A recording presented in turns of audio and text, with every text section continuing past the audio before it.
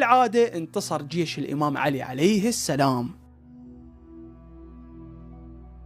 فبقى الإمام الحسن عليه السلام مرافق أبوه أبد ما يفارقه، وعاش وياه كل المعاناة اللي كانوا يشوفوها من معاوية، وهو طول هاي الفترة يحرض الناس على الإمام علي عليه السلام ويغويهم بالأموال والمناصب، لحد ما غدروا الإمام علي عليه السلام وضربوه على راسه أثناء صلاة الفجر بالمسجد.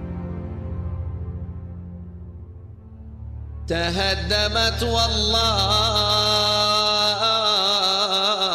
أركان الهدى، قتل علي المرتضى، قتل ابن عم المصطفى. لو عندك حماية وحرس ما طبروك، بس يا علي لوحدك خلصت عمرك.